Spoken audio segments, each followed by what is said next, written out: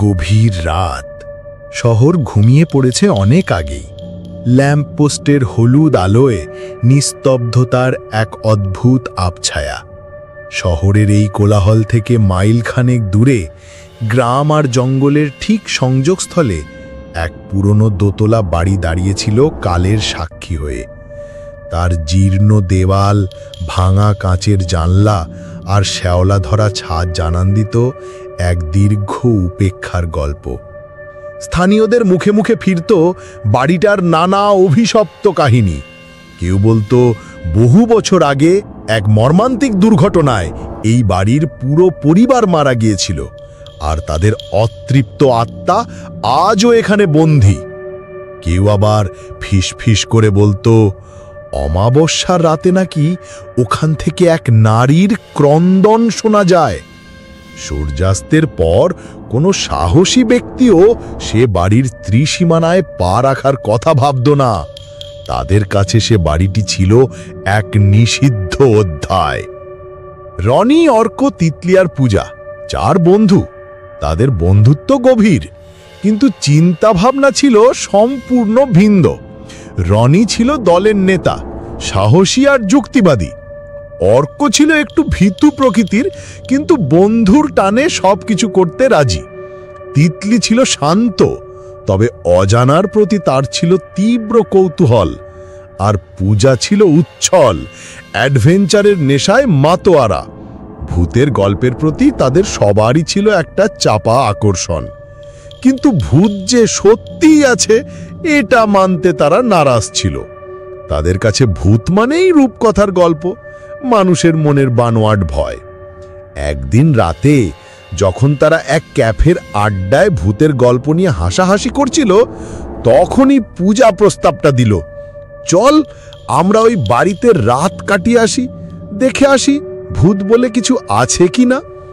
প্রথমে অর্ক রীতিমতো আটকে উঠেছিল, কিন্তু বাকিদের উৎসাহ আর চ্যালেঞ্জের মুখে সেও রাজি হতে বাধ্য হলো।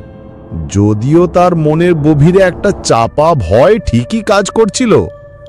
পরের দিন সন্ধ্যা নামতেই তারা নিজেদের প্রয়োজনীয় সরঞ্জাম, টর্চ, কিছু শুকনো খাবার, জলের বোতল আর একটা মোটা কম্বল নিয়ে রওনা দিল সেই অভিশপ্ত বাড়ির উদ্দেশ্যে।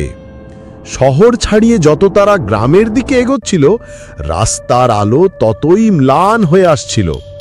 অবশেষে তারা পৌঁছল সেই বাড়ির সামনে। জঙ্গলের কিনারায় দাঁড়িয়ে থাকা বাড়িটা অন্ধকারে আরো ভুতুড়ে লাগছিল। তার ভাঙা ফটক দিয়ে ভেতরে ঢোকার সময় এক অজানা শিহরণ সবার মনে খেলে গেল। চারপাশে ঘন গাছপালা, দিনের বেলায় যা সবুজের সমারোহ, তাই যেন অশরীরী ছায়ার মতো দাঁড়িয়ে। উঠোনটা আগাছায় ভরা, শুকনো পাতার মচমচ শব্দ ছাড়া আর কোনো আওয়াজ নেই। রনি সাহস করে পুরনো কাঠের দরজাটা ঠেলল। ক্যাচ করে একটা ভয়ঙ্কর আওয়াজ করে দরজাটা খুলে গেল, যেন বহুদিনের নিদ্রা ভেঙে জেগে উঠল বাড়িটা। ভেতরে ঢুকতেই নাকে এলো এক স্যাঁতস্যাঁতে বন্ধ গন্ধ, যেন বহুদিনের পচনের গন্ধ। টর্চের আলো ফেলে তারা দেখল মেঝেতে ধুলোর পুরু আস্তরণ, দেয়ালে মাকড়সার জাল আর ভাঙাচোরা আসবাবপত্র এলোমেলো পড়ে আছে। হলঘরের কোণে একটা ভাঙা দোলনা দেখে তিতলি বলে উঠল, মনে হচ্ছে এই বাড়িতে একসময় ছোট বাচ্চারাও থাকত। তার কথায় কেমন একটা বিষাদের সুর ছিল, যা পরিবেশটাকে আরো গুমোট করে তুলল।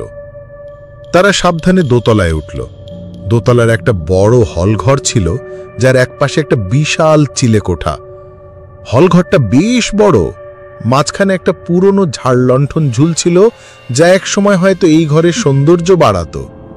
তারা চিলেকোঠার পাশেই বসার ব্যবস্থা করল। কম্বল পেতে, খাবার খুলে তারা নিজেদের মধ্যে গল্প শুরু করল।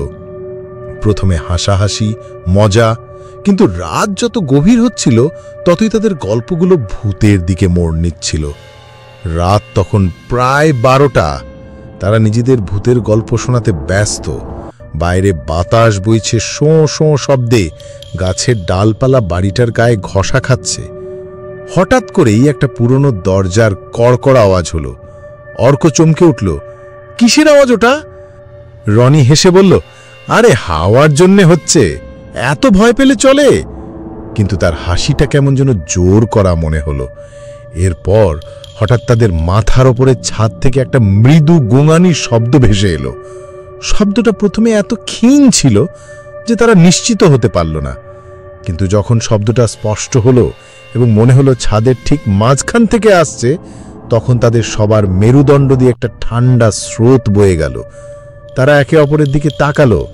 সবার চোখে একই প্রশ্ন, এটা কিসের শব্দ? রনি যদিও ভেতরে ভয় পাচ্ছিল, তবুও নিজেকে সামলে টর্চটা ওপরের দিকে তুলল।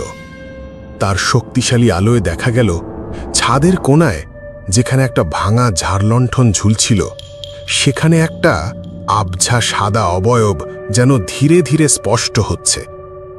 অবয়বটা প্রথমে কুয়াশার মতো অস্পষ্ট ছিল, কিন্তু তাদের চোখের সামনেই ওটা আরও স্পষ্ট হতে লাগল।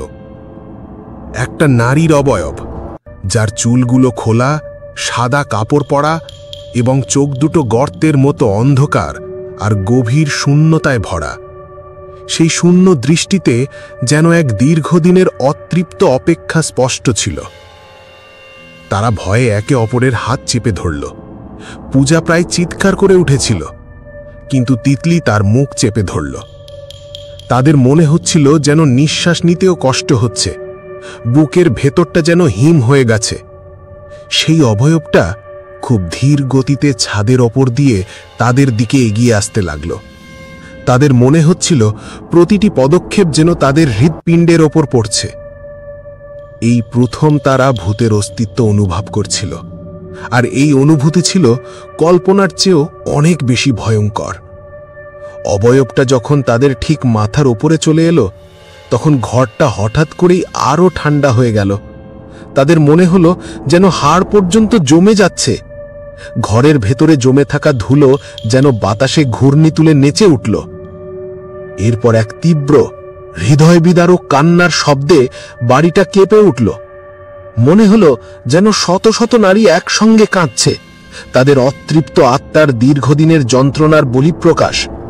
কান্নার শব্দটা তাদের কানে এতটাই তীব্রভাবে বাজছিল যে মনে হচ্ছিল তাদের কানের পর্দা ফেটে যাবে।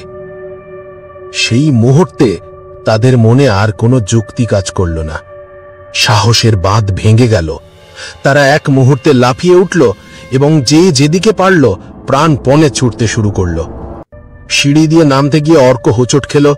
তার হাঁটু ছিলে গেল, কিন্তু ভয়ের চোটে পরোয়া না করে কোনো মতে উঠে দৌড়াতে লাগল।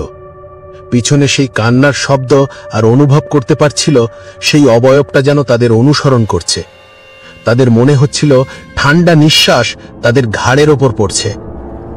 তারা দরজা খুলে বাইরে বেরিয়ে জঙ্গলের ভেতর দিয়ে ছুটতে লাগল। ঘন জঙ্গল, শুকনো পাতার মচমচ শব্দ আর নিজের হৃৎপিণ্ডের ধুকভুক আওয়াজ ছাড়া আর কিচ্ছু তাদের কানে আসছিল না। পিছনে ফিরে তাকানোর সাহস তাদের ছিল না। তারা ছুটছিল তো ছুটছিলই, যতক্ষণ না তারা শহরের টিমটিমে আলো দেখতে পেল। সেই আলো তাদের কাছে তখন জীবনদায়ী মনে হচ্ছিল। তারা শহরের প্রথম বাড়িতে পৌঁছে হাঁপ ছাড়ল, কিন্তু তাদের ভয়ের রেশ তখনও কাটেনি। পরের দিন সকালে যখন তারা নিজেদের বাড়িতে ফিরে আসলো, তখন তাদের মুখগুলো ফ্যাকাশে, চোখগুলো লাল। সারা রাত ঘুম হয়নি তাদের। সেদিন থেকে তারা আর কখনো ভূতের অস্তিত্ব নিয়ে প্রশ্ন তোলেনি। সেই বাড়িটার পাশ দিয়ে যাওয়ার সময় তারা আজও শিউরে ওঠে, কারণ তারা জানে সেই নির্জন বাড়িতে এক অতৃপ্ত আত্মা আজও ঘুরে বেড়ায় আর অপেক্ষা করে নতুন শিকারের জন্য, যারা তাদের মতো সাহসী সেজে সেই বাড়ির রহস্য উন্মোচন করতে আসবে। বাড়িটার প্রতিটি ইট, প্রতিটি ধূলিকণা যেন সেই অভিশপ্ত অপেক্ষার দীর্ঘশ্বাস বয়ে চলেছে।